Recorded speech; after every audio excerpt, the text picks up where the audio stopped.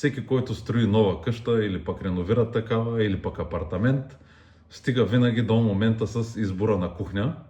И не знам защо, но е адски голяма стъпка за всеки. Даже повечето хора някакъв стрес даже се образува.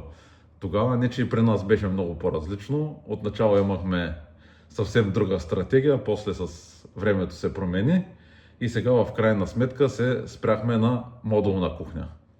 В това видео ще се постарая да обърна внимание на абсолютно всяка една стъпка, като започнем от самото избиране на кухнята до реалния срок, в който можеш да се я получиш. Също така фирмата, от която ние решихме да се я закупим. И според мен най-много хора ще се вълнуват от въпроса дали сам човек може да се сглоби модулна кухня и реално колко е трудно. При нас самия избор на кухнята се случи адски бързо, което ме очуди много. Бях твърдо решил да работим с Ирим. Познавам хората, които стоят зад фирмата и знам как се бута там. Бях убеден, че няма да имаме проблеми и също така, че мебелите ще са на много високо ниво. Останете до края на видеото да видите дали сме имали някакви драми или пък всичко се е подредило както трябва. Моето притеснение само беше, че предлагат доста кухни и викам тук, като седнем с жената да ги разглеждаме, ще оттече работата няколко дена само докато изберем кухня. Но разгледахме един път и очудващо, пак казвам, си стиснахме ръцете и двамата харесахме една и съща кухня. Ще я видите малко по-напред във видеото. Обадих се, казаха ми, че сега била доста натоварено, ще проверят дали има налична. Оказа се, че кухнята има налична и до 2-3 дена може да отидем да се я вземем от техния склад. Едно важно според мен уточнение е, че нашата кухня е на Г, отделно ще имаме и остров, но взех много правилното решение, съветвам ви вие да направите така. Взех първо мебелите, които са на централната част, до самото Г, защото знаете, повечето сгради трудно да намериш прав ъгъл и го казах се много прав. Пак казвам, поне според мен това е много важно решение, защото ако бях следвал размерите, които взех от начало, щяха да ми избягат с едни 3-4 см. Сега, след като вече сглобих тази част, която ще видите в това видео, а в следващото видео ще продължим гъто, което фактически се получава, и чак на третото видео вече ще правим острова, като всичките естествено шкафове, даже и тези, които ще са под острова, ще са еднакви като кухнята и ще използваме един и същи плод навсякъде, който се вързва адски много пък с ламината и с цвета на тавана. Спираме до тук с сухите приказки и започваме с екшена. При мен екшена как започна? С това, че трябваше да отида да се натоваря кухнята. Взех Defender, естествено, успях да вкарам всичките пакети, които за мое очудване бяха всичките по 20-30 кг, дори някои нагоре. И плота естествено беше най-интересно да го вкарам. После пък реших всичко да си действам сам, съответно трябваше и да го изкарвам от колата сам, да го пренеса до тук. Екшена, както казах, беше страшен, приключение голямо, но важното е, че си ги пренесох нещата, разпределих си ги и стаята. Предварително си бях постелил тук на елон, нека такова тази грешка, която ви казах в предното видео, да го напълним с мизери. Тук всичко беше постелено и ще видите после защо е много важно този найлон да го има. След като разхвърлях всичките мебели и стаята, що пък да не се хвана с най-големия шкаф, именно от ъгловия да започна. Първото нещо, което видях е, че ще отнеме около 90 минути и че са зачеркнали един човек, че трябва двама. Затова си взех моя верен другар, той винаги е до мен, даже сега тук пак издава някакви звуци.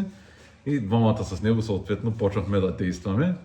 Бяхме решили, че няма да се правим на остроумни, както 99% от хората да не четат инструкциите.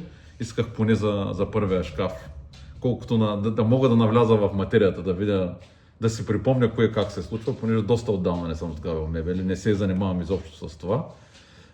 И последно имах едни приключения с страшни боклуци от Юск, и то доста скъпи, близо 1000 лева давахме за един гардероб, който сглобихме го, видяхме го за какъв боклук става въпрос и съответно го смъкнахме една в мазата.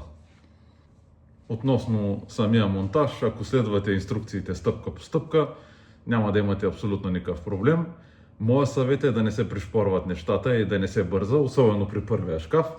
После втория, третия, четвъртия нещата се случват натурално вече.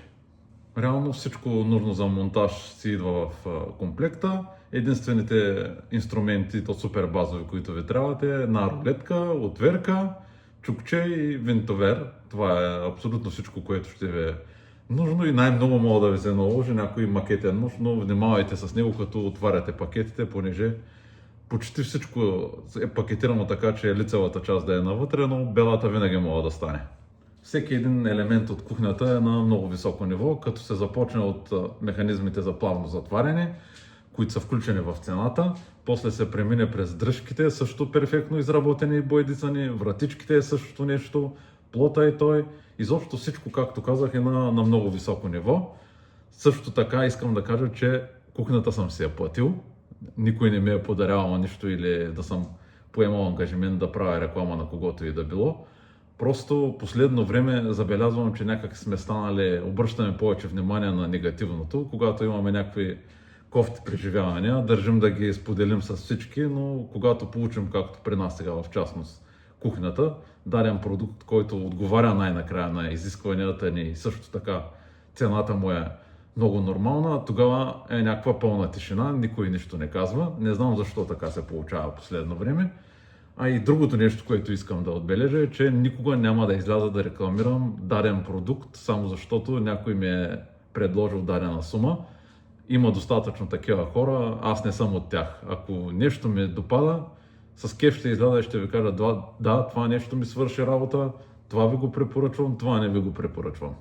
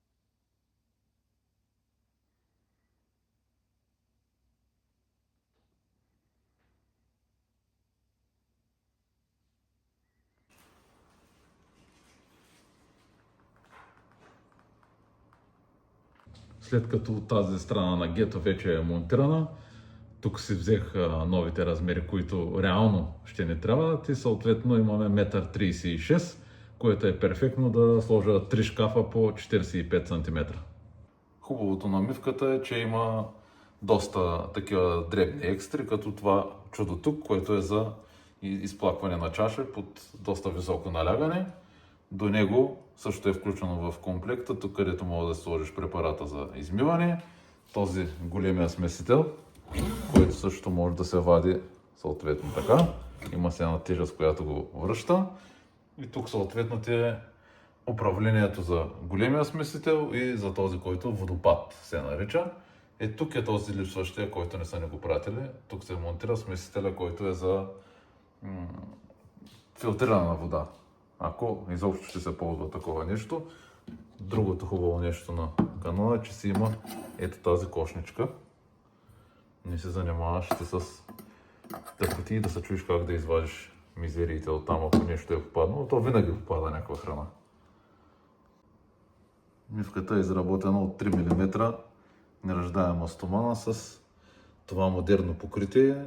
За мен поне изглежда много добре. Друг е въпросът вече да го видим как ще издържи във времето. Други две екстри, които са включени в комплекта, са тези двете тавички. Тази смятам, че ще я ползвам редовно. Тук на водопада много добре и удобно ще е да се измиват плодове и зеленчуци. И още едно нещо, което е включено в комплекта, е тази дървената дъска. Единственото нещо, което е, че тук има място оставено за преливник, но то буквално няма как да се монтира заради плота там. Трябва да се мислят някакви страшни простоти, за да мога да се сложи. Смятам да го затворя и тази екстра да не я използваме. Плавните механизми, то това просто вече се е задължително за всяка кухня. Ето ги дръжките, за които ви казах. Перфектна боя. Плота и ламината адски много се вързват. Този ламинат той много ми харесва. Ако мога да върна времето, никога не бих го сменил с нормален ламинат и много се радвам, че целият етаж ще е на рибна кост, дори и антрето. Остава ни сега да финализираме идеята как искаме да изглежда реално острова. И пак казвам, много се радвам, че решихме да действаме стъпка по стъпка. Първо така се избягват грешки на 100% почти. И другото нещо е, когато виждаш кухнята лека по лека да се нарежда, някак си избистряш нещата в главата си и виждаш какво друго може да се добави, което също е плюс на модулните кухни. В крайна сметка най-важното е, че сме адски доволни от избора на кухня. Всичко много ни допада как се нарежда и жената се оказа права, че помещението има нужда от малко цвят. Затова слушайте жените си от време на време. Бъдете здрави, да се пазите и ще се видим следващия път. Чао от мен!